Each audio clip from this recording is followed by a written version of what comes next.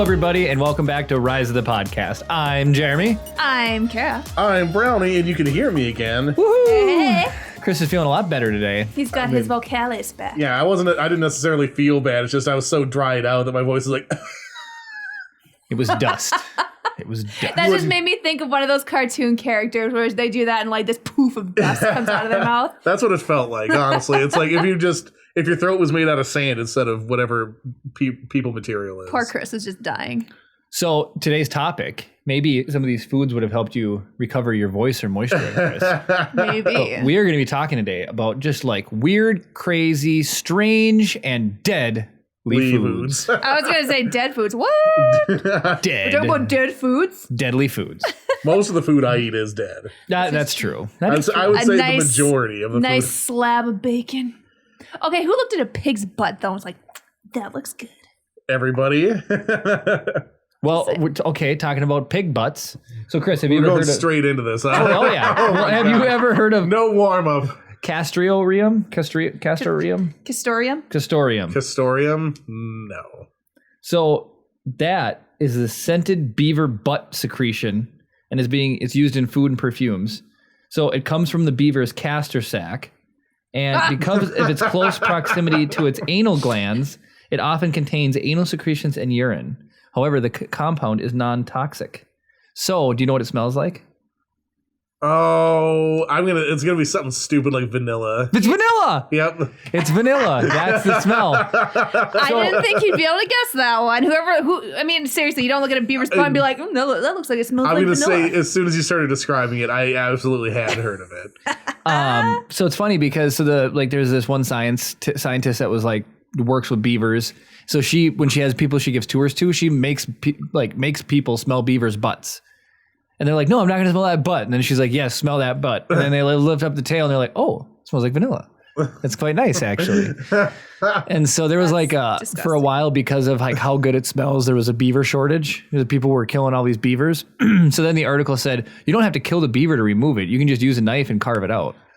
So can you imagine being that poor little beaver being flipped over just Yeah, imagine somebody just cutting a chunk out of your butt and they're like, well, he's still alive. It will never sit right again. Right. It's like, oh, well, you're leaning to the left a little bit there. Oh, I don't want to talk about it. So, but it was a funny thing. It was like somebody had to originally smell a beaver's bottom in order to, come across this. So I just kind of wanted to see what Castorium was in, and it's actually been traditionally used in Sweden for flavoring a variety of schnapps, Ooh, so alcohol. commonly referred to as Bäverhut.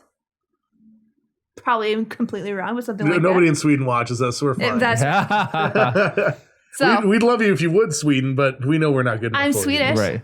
If that matters. I mean, We should have AJ on here. He looks like, he looks like a Swede. Blonde hair, blue eyes, just looks like a Viking straight out of like. it's our answer to PewDiePie. Right. Is AJ. So that was one of the ones I thought was kind of funny. That's funny. Yeah. There's some more common ones. So there was one that I never really knew that I learned while doing my research for this podcast is cashews are poisonous. Oh, yes. I never knew that, or at least the fruit that they come in. Yeah, if they're not properly like cooked or dried out, they're really poisonous. Yeah, so I never knew that. So cashews come on a fruit, and then they're one of the things that's called like an anti-fruit, I think is what it was called. I think so. So the nut doesn't grow inside of the fruit; it grows outside of the fruit. And the fruit itself is actually a delicacy in some parts of the world. But so they remove the anti-fruit from the fruit. And then that's where they have to trim it and cut it. And then they have to roast it and wash it off, which I thought was pretty interesting. And it also belongs to the same family as mangoes, poison ivy, and pistachios. And it's also the same ingredient that is bad for you that's in poison ivy as well. So that's kind of cool. Yeah. So don't go around, they always warn you about getting into poison ivy, but I guess don't go roll in a cashew plant.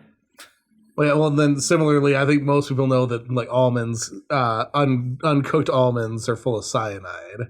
I didn't know that. Oh, you I didn't either. Like I didn't either. you'd have to eat a lot of them. Still, like, according to this, you'd have to eat over 1,100 almonds to get enough cyanide in your body to kill you. But cyanide is one of those compounds that never leaves the body either. That's just a permanent. Just kind of accumulates. Yeah. So if over the course of your life you ate like thousands of untreated almonds, you could end up accumulating enough cyanide in your body to kill you. But That's crazy. So apparently, like nothing is, because a cashew isn't technically a nut. A peanut Yeah. isn't a nut. So that's what a uncooked Oh, almond look at looks that. like. Oh, that's crazy.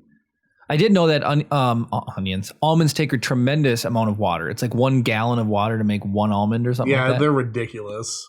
So I that's mean, if kinda you cool. wanted to kill yourself via almond, it's it's horrible for the earth. B, it's horrible for you. It'd be easier to kill yourself with the water than it would be to kill yourself with Right. almonds. 'Cause So- you die from water poisoning. Right. You said Yeah, if the you drink body too much water. accumulates cyanide. Is there like a certain part of the body that's stored I in? bet you your thyroid. I'm sure it's some lymph node somewhere. Yeah. One of those trash grabbers that the body has. Because radiation gets stuck in your thyroid. Because it makes iodine radioactive, and then you can preload iodine with radioactive particles that are inert or Yeah. small enough to not hurt you. Yeah, you So talked that's- about this in the Chernobyl Yeah, episode. it's super fast, and so you drink, so you stock up on that, and then it doesn't build up, doesn't Interesting. soak up radiation. Look at scientist Jeremy over there. So, like, even though Far from it. we dove right into this, do you want to talk a little bit about the idea that led to you wanting to do this as a topic? I think that would have done a better job of sort of grounding where we're going with Right. all this. Instead of just like, oh. Well, it just the thought behind it is, there's a lot of foods we take for granted that we really don't know the history of, but there's a lot of foods and different cultures that have these things, and it was interesting to me that what inspired people to try this food or make this food, or how did we come across this as something that you'd want to try eating? right. So the thing that you had talked about or maybe it wasn't you. I thought that you had brought up there's this particular thing that you basically have to boil it 3 different times. Yeah, That's it's one of my listed in things. here. Yeah. Yeah, so why don't you talk, because I think that would be a good bridge from the initial thought to what we're talking about. Got it. So here's an example. So it's called the poke salad, and the poke weed and poke berry are what you make the salad with, I was going to say this is not to be confused with a poke salad. which is a tuna salad. Yes. I So tuna specifically. poke salad, it's down south United States. It's a big popular thing in the United States. People go nuts for it. It's one of those things where, like, if you have it on your land, people who have access to it like don't care for it, but then everybody else who grew up with it and is like tradition, they're obsessed with it. But it's called poke salad because it's one of the first plants that poke through the snow in the spring and come up and poke up, and it's extremely poisonous. So here's exactly the verbiage of somebody talking about poke salad. I thought was kind of funny. If you eat them raw, they contain a neurotoxin that will make you extremely sick or more likely kill you.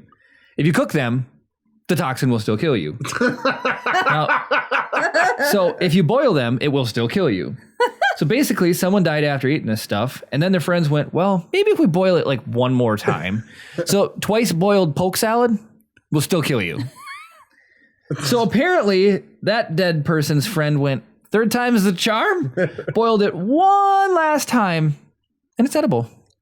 So it's like, if you boil it, how do you get to the point where you boil it 3 times? Well, so I have a couple of theories, but does it say when it first rose in popularity or people knowing about it? It was just, I would imagine, I'm shooting off of memory here because I didn't bring that in my list here, but it was a cheap food for the impoverished. See, that's the theory that I was going to operate with. It's like, if you're starving, you'll eat whatever you can. Exactly. And eventually you'll figure out, like, because dying from the poison of eating is probably less annoying than dying of just being straight starving. Right.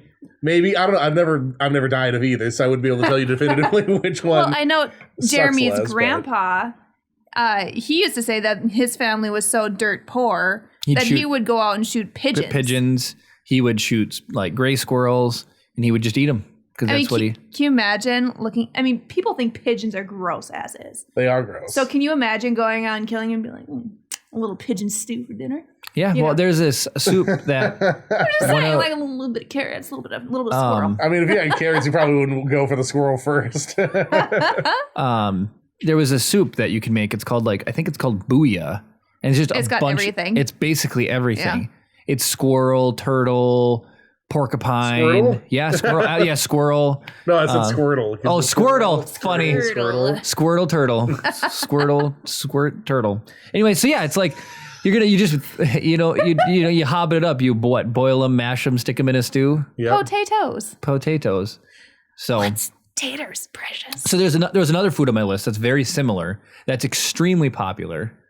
Chris, you're giving me the eye. Well, if it's the thing that I think it is it pufferfish? Okay, I was gonna say it on 3. But, Oh, okay. Kara's got. Nope, that's not one of them. But I have it on my list. Okay, well, so I'm going to talk about pufferfish for a minute because it's featured in a classic episode of The Simpsons.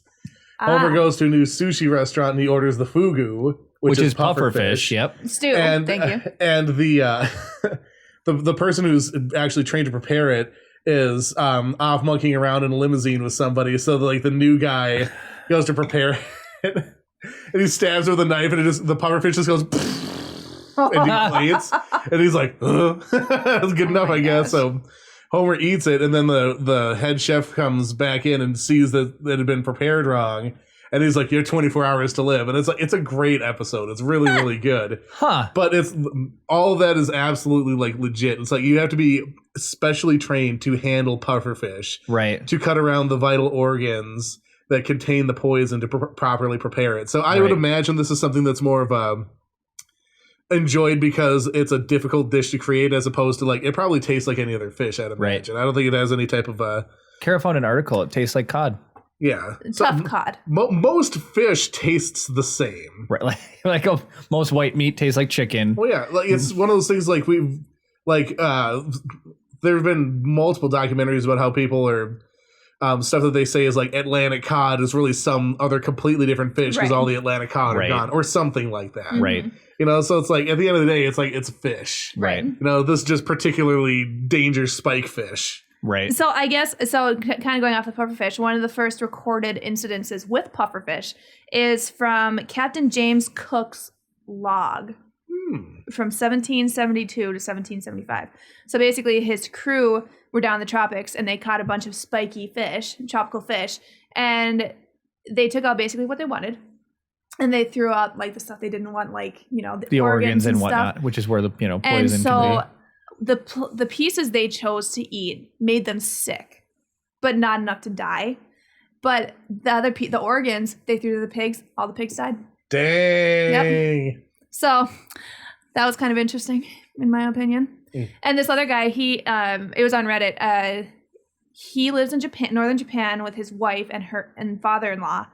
And he said when he's eating fugu, if he like gets bones or anything, you know, he'll get a little tingly numbness on his lips. And apparently Japanese they think this is a fun thing to do because it's a little, you know, flirting with danger type thing. So Jeez. it's just kind of, you know. But yeah, the poison, I guess, is really fast acting. Yeah. So if you taste tingling, you're supposed to like immediate. Yeah. You know, the bones are fine because that's not where the poison comes from. It just got some on it, more or less. Right. But somebody was saying it's so fast acting. If you like touch Taste it. it, You'll know. you'll feel the numbness, and you're like, okay, never mind, JK, Yeah. put it back. Somebody's That's trying to kill me. insane. I know. I mean, so this just sort of fits in with those things. Another thing that this is a dangerous thing that people actually eat, and it's live octopus. Ooh. Oh. And it's not dangerous because of anything inside of it. It's dangerous The suckers. if you don't chew them thoroughly enough to kill them. They will suction the inside of your throat and suffocate you. I can That's see that. ultimate revenge. Yeah, it is. You eat me, I'm choking you on the way down. Seriously, who goes and eats a live octopus? That's like the people in Korea. biggest jerk thing to do in the whole world. Poor little thing. How would you like to be eaten alive? So yeah, and here's a delicious picture of what that dish looks like. Oh, well, I have a funny, I wish I had Dave. So one of my coworkers, Dave, told me about, they were in the Netherlands on a trip and they all sat down to order a meal and everyone ordered very traditional, like just very regular kind of American-y meals. And he ordered, I'm going to mess this up, but he didn't, there's ink in and ink out. And he ordered like ink in squid. So when they brought it out to him, it's prepared like inked up. So the entire thing was black. It was all soaked in ink, and he took like 2 bites, and his mouth was completely black. Like he thought he was ordering like a Oh, so spaghetti. it's like and, the scene in The Patriot yes. with the ink tea. Oh yeah. And so yeah, he's like, out came this dish, and it was just like this pure ink. Like they poke it, and then they like stir the ink around. And it was like a pasta, like a squid ink pasta. He said it was gross. Said it was absolutely disgusting. Well, I mean, no, I'm sure- obviously. I'm sure there's plenty of stuff that we think is gross that other people think is delicious. But I would be disinclined to try it for sure. I almost want to say I think it was one of those things in the menus that probably the like chef hates preparing because he said like the chef was just mean mugging him after that because he's like, oh, I gotta go make the the old ink squid, So I thought that was pretty interesting. Yeah, Squid ink that is is used in a lot of baking to make things black. Yeah, Really? The Black Whopper is all squid ink. No way. Yeah. If you watch an episode of Rhett and Link, they do like the little chef one where they try to make the most expensive whatever. Yeah. And I think they remade that Yep. with the black bun, and they actually use squid ink in it. I did eat that when it was out. Well, did it taste anything different than a regular Whopper? I'd imagine not. Well, they flavored it with A1, so the burger bun tasted like A1 steak sauce, so it was heaven to me. But this Was is it a weird eating a black bun? No, it was fine. It was completely fine. It was weird using the facilities afterwards. Jeremy. It turned One or two? 2. It made it beet red, like a beet. It was Weird. really weird. It looked like I pooped out a beet. Like a purplyish, reddish, dark beet. Yeah. It was No weird. thanks. So like people were calling in freaking out because they thought they were dying, and it was like, no. Did you have the black Burger King burger? Yes. No, you're fine. You're fine. You're fine. I also just tried the Impossible Burger, by the way. Is it good? So if a normal Big Mac, we'll just say, or a Whopper is an A, I would give it a C. Oh, okay. This is not nearly as impossible as they claim. It looks like a burger, but the thing is, the pickles and mustard and ketchup and everything is so overpowering. By the time you actually like bite into and you get the meat, it even has a texture of meat. You just know it's not. meat. What's the Impossible Burger? It's soy. And yeah, it's allegedly like the closest to replicating meat veggie burger there is. Yeah. Oh, so why would you order a veggie burger? Try it out. No, it claiming- bleeds. yeah. It bleeds. You can buy the meat and it comes pink. You throw it on the grill. It sizzles. It has the juices. You can leave pink in the middle. For all intents and purposes, it's like fake beef. Does it taste like it? It's a C. It's a C. Yeah, so it's just like average-esque meat Okay. ish. Okay. So it was impressive. It's interesting. I mean, I've had some pretty god awful veggie burgers. Just this was not bad at all. Like it just was a C. Like It if tasted all pretty meat on average. Earth disappeared, you'd be okay with that. I would be okay with it. It's an acceptable substitute. I like the theory of it, and I think if they're that close already, a little bit more refinement, we could bump that up to a B and eventually an A. I don't think it will be real. I think people are going to continue working on it though because there's such a big push to stop eating meat. I want lab meat. Yeah, lab grown meat. Yep, let's do it. I'm fine with it. It'll be like The Island, but animals. That's fine. I mean, like you don't even. But you don't grow need the to whole make it animal. alive. You can just grow make the meat. Grow the hamburgers. You can grow the steaks. Will you grow or me whatever. some bacon? And then people are going to be in the future to be like, can you believe they actually used to eat beef? Yeah, they had to chase down a cow. Right? Why would anybody eat that? On Rise of the podcast. So everything's an echo in the future. No, it's like the 19th iteration of us in the future. Oh my! Are we all going to be goodness. cryogenically frozen and brought back? No, it's just Oh, I'm gonna get close. all the names are going to be taken. So people just take Yeah, names. that is going to be a thing. Not to divert the entire topic of this podcast, but That's like, okay. We've only been in like the internet age for like 25-ish years. The names are all the gone. names are gone They're all already. gone. So They're like, gone. imagine 100 years from now, it's just going to be like XXXXXXX Rise of the Podcast XXXXXXX. Well, it wasn't music is one thing that you'll never be able to duplicate. Like you'll never. Okay, well, run there's out an of- awesome video that Vsauce did about that. Yeah. And technically, there is a usable band. It's just kind of like, I guess, like light. If you said like there's a big spectrum of light that we can't see, and Yeah. only this much is in the visible spectrum. There's tons and thousands of millions and billions of combinations, but really there's only so much that your ear finds pleasing. But even within that, there's still so many combinations to be considered Right. distinct that even with that narrow slice, you can still Do quite a bit. basically for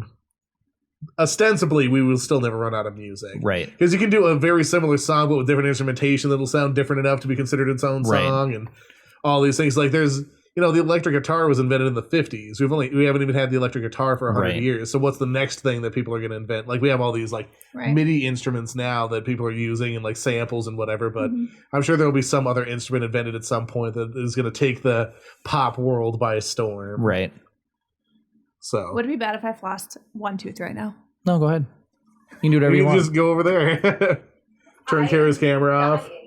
All right, Jeremy, we're just staying in your close-up for a while. Okay, everybody, look right here. So Nobody wants to watch me floss. So earlier I was talking about the thing that was very similar. Anyways, there's a type of potato. It's the third most common Potato. carbohydrate in like over in Southwest Asia area, and that is the cassava. Cassava. It's a potato. Modern varieties have been bred to be less toxic. But what's kind of interesting is That was on my list too. a lot of farmers use the more poisonous variant, and they plant it around the exterior of their crops. So if animals come up and start eating, they hit the poisonous ones and then take off and leave the other ones. But if it is eaten raw or prepared incorrectly, Isn't it the skin or is it the whole fruit? The whole potato? it's the skin. Okay, so Yep. you peel the skin and bake it or whatever. It's fine. As little as 2 cassava roots contain a fatal dose. So that was one I thought was kind of interesting. So it's like, it's a staple in a lot of places, and it's not prepared correctly, it could poison you. Never had. Okay, I would never want to prepare a poisonous food item because I would be too afraid that I wasn't preparing it correctly. And I think we're probably throwing around maybe poisonous, because there's a lot of things that a lot of these articles reference toxic, Yeah. and it's all about percentages. So it's Isn't like toxic just another word for poisonous? I don't know. Yes. I think Sure. it is. I think it's I think a lot of stuff synonymous. can make you ill. I know like poisonous and venomous are two completely different things, and people use them interchangeably Right. incorrectly. Poison is ingested, venomous is injected. Right. But toxins, you can ingest or inhale toxins.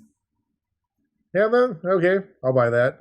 Is your reference cheatsheet.com by any chance, Jeremy? No, it's not cheatsheet.com. Because like literally half of the things that are on here are things that Well, I would imagine it'd Yours be is pretty Reddit. similar. You went through Reddit, didn't I you? started with Reddit, but then I okay. actually combined multiple websites into one Jeremy single did his document. Oh yeah, so Research. Oh, my about 20 minutes before we started, I was just pulling up webs because I wanted to sound informed. I'd be like, oh yes, I have heard of that. Well, can I kick off the next one? Yeah, So one of the ones I found fascinating people used to eat, this is in line with the poke salad, but it was a very big staple for Native Americans in the United States, was acorns.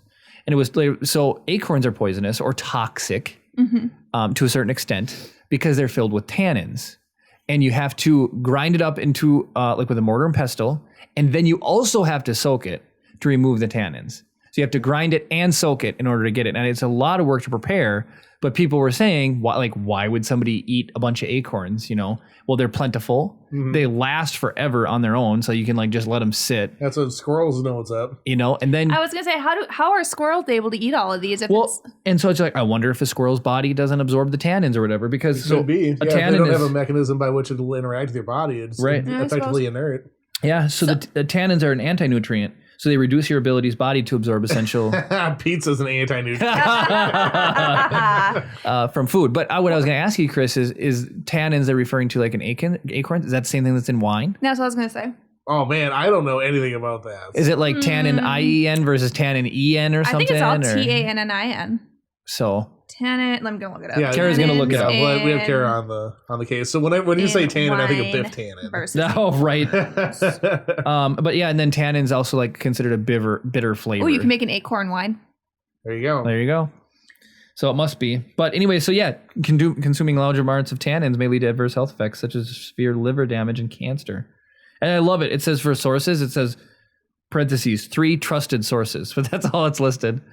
Thank you, 3 trusted sources. Yes. So I thought that one was pretty interesting. And then I only have a couple left, Chris, but the ones I have are they're the ones I've been saving because they're insane. Right. Well, can I jump in with one then? So let's Absolutely. Pace those out.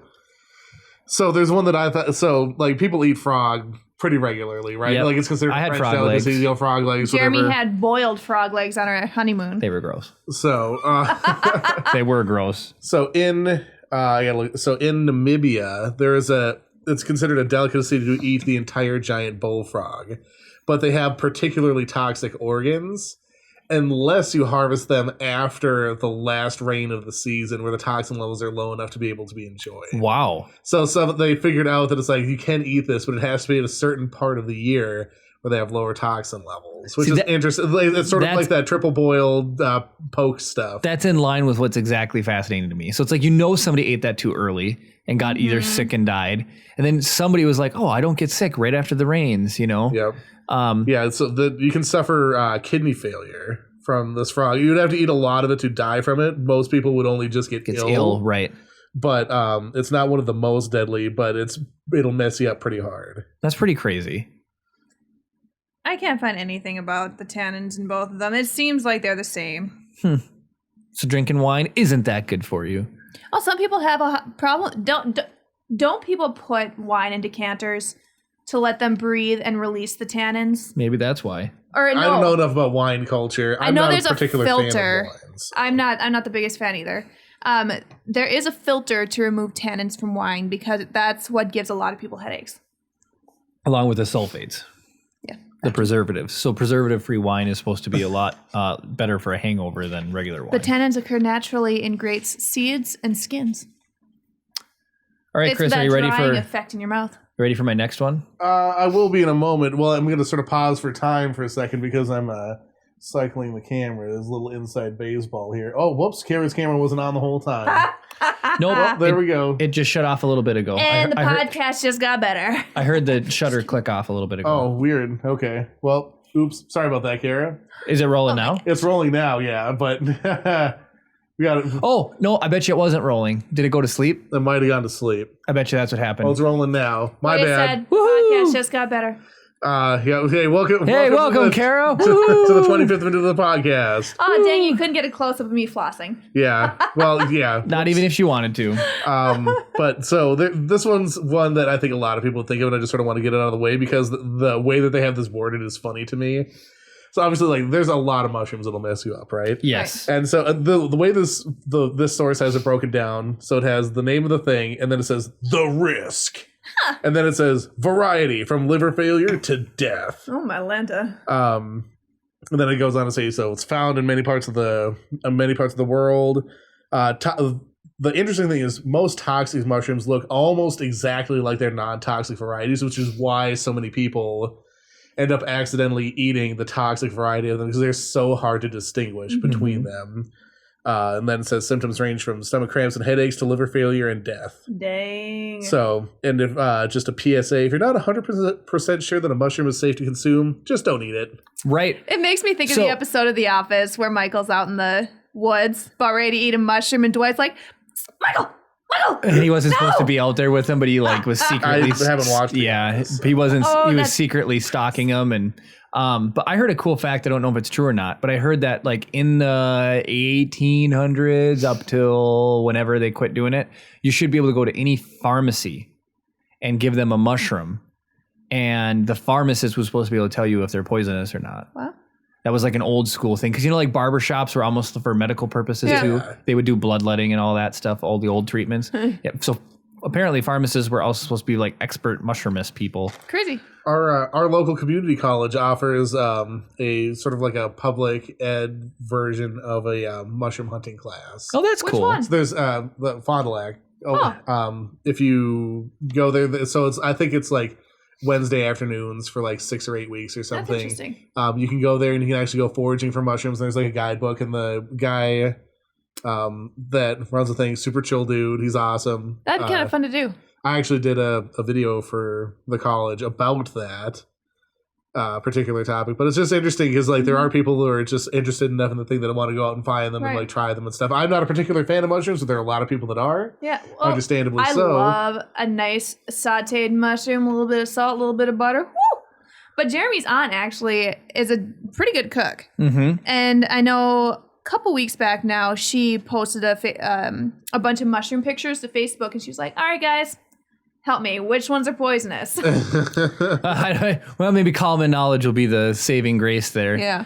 So Chris, you brought up mushrooms. I actually didn't even include mushrooms on my list because there's such a big variety of mushrooms. Yeah, and it's a pretty well established thing too. And then so I left off cheese and yogurts and all of those types of categories because there's a weird food. Like people look at, we drink our own milk, but let's drink all the other animals' milks in the face of the We're planet. the know how- only animal to drink another animal's milk. You know how like cheese first was invented, right? Well, I do know that like yogurt was invented to keep milk longer. So, But how was cheese invented? So it basically was milk that was fermented inside of the stomachs of like sheep and stuff like that. That's initially how. Well, And I'm don't sure it started as like an egg because like it's like you use what you have to when you're like a nomadic people and stuff like that. If I'm just gonna Isn't check. it like a sheep's head cheese or something like that? Or let's see. Well, so I did read a really cool thing about that, Chris, and there was one article I read that said you can't make cheese or even like yogurt without a bacterial starter. Yeah. It has to be introduced into the milk or, to be able to start making it. And so I want to say riders in some type of horseback rider that would carry a leather pouch, they used to put milk in there. and then the as they would, jostling. the constant jostling would churn it into like a yogurt Okay. or like a butter type of thing. Yeah. But it would also have bacteria from the inside of the leather liner that would be introduced. So it was like Interesting. leather sack yogurt milk. Gross. So early cheeses were discovered around 8000 BC. When sheep were first domesticated, rennet, the enzyme used to make cheese, is naturally present in the stomach of ruminants. Those are animals like sheep or cows or whatever that chew grasses and stuff. The leak-proof stomachs and other bladder-like organs of animals are often put to use to store and transport milk and other liquids. So without refrigeration, the warm summer heat in combination with the residual rennet in the stomach lining Yep. would have naturally curdled the milk to produce the earliest forms of cheese. But I mean, And people who would have ate looked, that. Yeah, I was gonna say, who would look at that and be like, Man, this looks, if you're it hungry smells and you're in the middle of delicious. nowhere and your milk all of a sudden went kind of bad, it gets tempting, I'm sure, after a couple of days. And then if it did taste good, what if it Right. tasted like warm, melty cheese? So, what are your guys' favorite cheeses? Oh, I mean, Mozzarella, that's yeah. I don't like. brie. There's I the- really like- a sharp cheddar is really freaking good.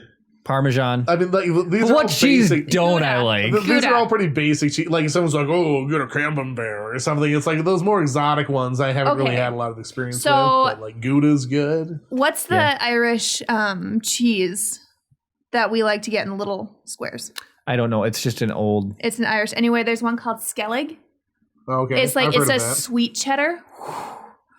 Absolutely to die for. Slice that up, pop it on some crackers. Just eat them all. All right, we're going down a rabbit hole, so you guys Sorry. ramp for a But- second. I love cheese. No, keep talking about cheese. I'm gonna look up something. Okay. Well, I'm going to switch it to bread. So bread was an accident. Bread was so they up to that point they used to use flatbread. Everything would be flatbread. So they would take the Yeah, dough with no mixture and they would leavening, just lay it out on a rock and it would cook. Well, then somebody accidentally got yeast introduced into the bread and it rose and made this delicious bread. And then that became the staple for a lot of people. Interesting. Bread was really popular. Well, bread was a happy little accident. Yeah, I mean, it seems like everything's an accident. So you know what's not an accident? People charging ridiculous amounts for fancy cheese. Food is just a Bob Ross waiting to happen. So guess what the most expensive cheese is per pound, and how much per Jarlsberg. pound? That's not in the top 8. Oh, What is it, Chris? Parmesan. Yeah, it's Parmesan. Okay, if you watch Salt, Fat, Acid, Heat, there are some expensive, super aged Parmesans Right. It's going to be out like there. balsamic vinegar in a way. No, so there's $600 a pound. I don't know if it's pronounced Pule or Pole. It's Pule. $600 a pound. Well- Think about that. $600 a pound. I feel like that's a cheese I want to try. Oh my goodness. There's whatever white Stilton Gold is $420 a pound. YOLO. Did you There's- say yellow? Yeah, we got $420 a pound. You really want to, if you really want to blow up your mind, look up the world's most expensive tea.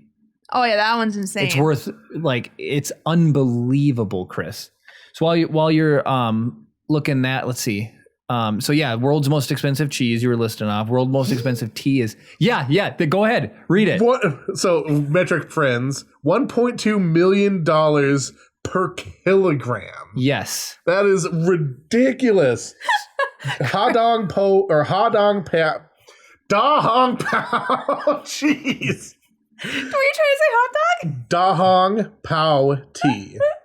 $1.2 million per kilogram. Isn't that insane? Yeah. We're in the Like- wrong business, guys. So we're Seriously. really I don't want to rant about it too long, but really quickly, here's what I know about tea. Most people, what they refer to our tea is it's all the same thing. It's tistane, and the white, green, or black tea just depends on when it's harvested, and that's all. It's all tistane. Yeah, I was familiar with that bit. And then, so it's all. So everything else is called tea, and it's really not. Oh no, everything else that's not tea is tistane. You're actually drinking tistane. It's not necessarily tea. Any fruit flavored thing, it's you might have white or green tea in it, but it's all everything else it's is like a base and it's then like a stuff base added and stuff to it, like that. yeah. Okay. But that one tea that was really really expensive, Dahong Pao. that's comes off of a tree, that only flowers once every 30 years or something. Okay, now I got to look that up. And there's only a couple left in the entire world. And it's only given as It's gifts. somewhere in like the mountains in China or something. Yeah, it's somewhere like in the that. mountains of China. It's super fascinating. Mm-hmm. Ridiculously fascinating. I can't love find the stuff like hyphen that. on this thing.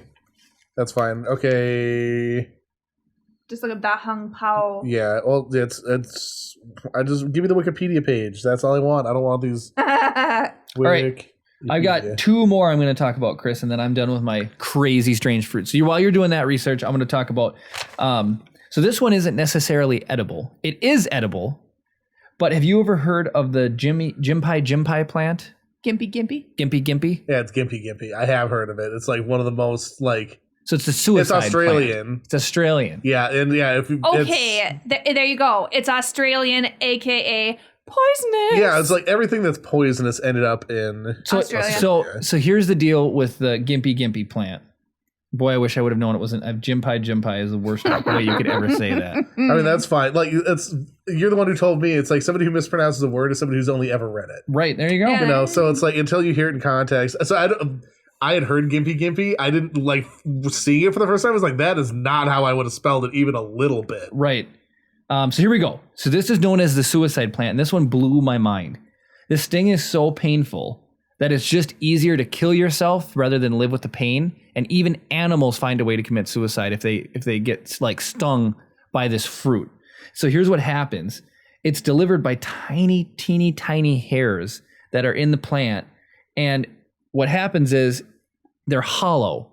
And there is like a toxin in there. So it pokes into you. Thousands of them poke into you. And because they're hollow, when the wind blows, it pushes in the toxin. When the water hits it, it like leaks it into your skin. And it's painstakingly, it's bad. The pain can last for up to 7 years for your body to like eject this thing. Or days or even years. Well, 7 years is how long it takes. Like when people are like you get a new body every 7 years. Right. Maybe that's the only way. But so anyways, if you painstakingly remove each hair from the fruit, it is edible. But who would want to do that and risk? But yeah, if like you walk through somebody it, obviously did it though. well, people will, yeah, oh yeah. But I mean, like people will walk through it and then like want to kill themselves because the pain is just that bad. Why do people live in Australia? Well, I know criminals used to be sent there, but I mean, Just outrageous. well, I think it's like there's a certain part of Australia that's trying to kill you. The rest of it's cool. so basically stay in the city Sydney. limits. Sydney. Go to Sydney. Just don't go swimming because a bull shark will kill you. Okay, Chris. So this was the one that when I read this one was the final story that made me absolutely. And it's actually really funny that this is the one because I just watched an episode about this. bull. No, not the food, but this animal on River Monsters. Really? Mm-hmm. Well, about the animal, not the food. The animal, not the So have you ever heard of Hockerel? Hockerel? Hockerel? Hockerel? Hockerel? Oh! Yes. So this one's really But fascinating. only from my research of today. Got it. So they have a Greenland or sleeper shark. You catch one, extremely poisonous because of the buildup of ammonia. Yeah, so there's no internal, like, so we have like kidneys and stuff that filters stuff out of your system. Mhm. This is the thing, right? Yes. Yeah, and so all the toxins that we normally filter out through our normal waste expelling system gets accumulated into their flesh. Correct. And that's insane to me. And so this shark can be like get up to like 500-600 some years old. I That's don't. a long time to be accumulating crap. I in your believe body. that's this. It's either the sixth gill or this one, which might be the same one actually. No. So what they did is if you exactly prepare it this way, if you gut it, you behead it and gut it, then you dig a hole in sand, put sand in where the guts were, then bury it, then put a rock on it to squish out fluid. In 6 to 10 months, enough fluid will be pressed out and have been broken down that the shark is now edible. Yeah, you're just eating rotten shark meat. Then, once you do that, you take it out and you let it dry for 6 to 12 weeks. During that period, the shark is a dying period of brown crust will develop, which is then removed, cut into small pieces and served. So this is Gordon Ramsay tried this, threw up, couldn't even keep it down. One of the few foods he's ever not been able to eat is this Hockerel shark. But James friggin' May from Top Gear was on Ramsay's show. Grand Tour, most recently. Yes. Yeah. Took a bite of it, held it down, and even said he'd be willing to take another bite. So way to go, James. Yeah, well done. Okay, well, whoever is seeing GT knows that James May does seem to be a little bit on the crazy side. I love James. He's Captain really Slow. fun. Yeah. He is really funny. Captain Slow, and not just with the cars. I'm Okay. just kidding. So there's a lot of insane history around this tea. Da Hong Pao means the red robe, which is interesting. You're exactly correct. The reason it's so expensive is there's very few actual original trees left. So there's other like non this specific like strain teas that are more affordable, but there's it's so rare and so exclusive that there are specialist brokers whose only job is to find people that sell it, that are willing, and people that want to buy it and connect them with each other. There's an actual job that is just finding people who want it and finding people who have it and negotiating That's insane. the thing. Can you imagine? People talk about stuff being worth their weight in gold. This is worth 30 times its weight In gold. Isn't that insane? Dang. Just outrageous. So that's pretty cool. And then there's this whole thing about like Britain was sending spies in to try and steal it from China because Britain's all about that tea, you know. It's an insanely good read. I'm on the BBC.com website. Okay. All I know is when I read about it, believe it or not, you know how I learned about this tea, the rabbit trail that led me down this road, was when Teavana went out of business. I've never even heard of it. So You never Teavana heard was of Teavana? it was a company started by Starbucks. Okay. So Starbucks was coffee, and they wanted to be Teavana to be the Starbucks of the tea world. And it was really, they had like all these different varieties of tea and all these different methods to prepare the tea. And you could go there, and it was like a one-stop place to get all this great tea. They had one in the mall, and they went out of business, and they just were absorbed by Starbucks. So now you can get Teavana teas pre-made Bottled at any tea. Starbucks, Yeah. bottled tea. Okay. But that's to the extent of it now. We bought probably $50. We spent probably $50 on tea. Yeah, but it was was like into like it was a couple $100 Yeah. worth of tea, Chris. That we ended so up what buying. blew my mind is on the bag it had, because we bought their actual wholesale stock when Teavana went out of business. Okay. And they had on one of the bags $250, like what their price was, crossed out for like $30. Damn. So it was like, oh my goodness, I've got to. So we bought this, and we still have it because tea keeps for such a long time. we And have it in little airtight jars. so I thought, well, if that tea is so expensive, so I started looking up expensive teas, and I remember reading that most expensive tea article. Did you watch the Death in Paradise episode? Nope. Where there's a tea? Maybe. I think it was Richard. I think it I was did then. It Richard. was Richard. Yeah. The guy was killed over tea. Yeah, and Richard knew what the tea was, and he's like, "Oh, Yeah, that was and he tried to take the 100%. tea box and everything. 100%. He was trying to keep it as evidence. Keep the evidence for himself or whatever. I remember because it was that. the most expensive tea, and then he was like, "Oh, you can't let this go to waste," you know. At the end, isn't there a cut of him taking a sip of the I tea? think so. Yeah. Yeah. Yep. Anyway, So it's a great show. It's a great show. it is a very good show. Jeremy was salty when Richard died, Spoilers for a show that I've never heard of. and Humphrey takes over. Humphrey's not the same. I like Humphrey. I like Richard Poole because he's a lot like me. I think you're making a stretch, and I've never even seen it. No, he's true. salty. He's like me. He's salty and balding. That's my show, Chris. There's one more thing, like just going through the list of stuff that I'd accumulated. Just interesting to me. You're familiar with sprouts, right? Alfalfa sprouts. Yep. Apparently, alfalfa, like especially like the raw ones, like are such an ideal environment for bacterial growth that you can commonly find them infected with salmonella and E. coli, and they're very dangerous if not kept properly. I kind of have a story about that. It makes sense because Herbert and Gerbert's used to sell the Boney Billy, and it had sprouts I on loved it. the Boney Billy. The original Boney Billy had sprouts. Okay, so context was- for people that don't live in the Tri-City area. Okay. Herbert Gerbert's, They're- literally, it's Duluth Superior clocated. That's it? That's What? what Herbs and Gerbs is? That's it? Yeah, that's it. Herbert and Gerbert's is like a Jimmy John's or a Subway type of restaurant. All right, you can get fine. You can get sandwiches and soups there. Herbert and Gerbert's. And they have goofy named sandwiches. They have So the goofy Bony name. Billy is a turkey sub, and It was it's a turkey. skeleton. It was a turkey and sprout sub. Yeah. So it was supposed to be like a lower calorie sub, and the sprouts on it were delicious. And then they got rid of the sprouts, and they said they're having a hard time keeping them sanitary or whatever. And that makes perfect Interesting. sense now.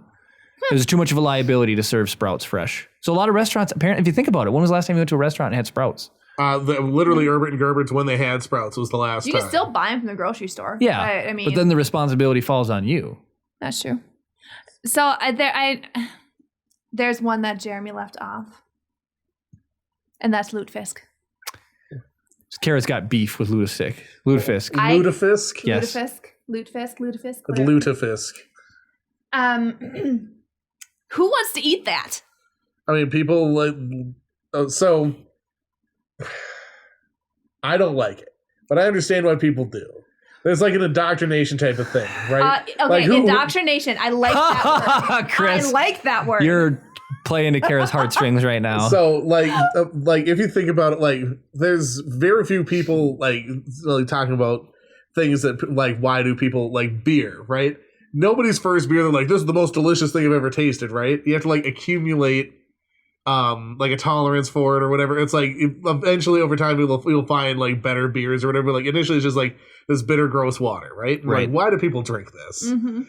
For the same reason, like if you grow up and they're like, this is a special thing or whatever, and you eat it and you get used to eating it and it becomes part of the tradition, and then you start enjoying it because you're now like get over the shock value of this horrible lye coated fish, and to be able to appreciate whatever appreciable parts there are to it. I'm not a fan of fish in general. I'm not a fan of things cooked in acids Right. or bases or whatever. It's not actually cooked in lye. It's not actually soaked in lye anymore. It is now soaked in a sodium something, which is basically a bleach that's actually used in laundry detergents. That's better. Right? But no, I grew up in a very Swedish family, and every single Christmas there was lutefisk. Every single Christmas. I do think generation wise, it is falling off in popularity. Praise God. Like I remember being a child and it stinking up the entire house when my uncle would cook it. This makes a lot. I was wondering, it's like, why is she saying lutefisk? So it's pronounced lutefisk by Swedish people, lutefisk by Norwegian people. Okay, that's what I thought. I grew up I'm Norwegian, so I've always heard That's so lutefisk. funny. I was like, what? Yeah, no. So I'm both Swedish. I want to clarify, both pronunciations are completely acceptable depending on whether or not you're Norwegian or Swedish. I'm Swedish, so lutefisk.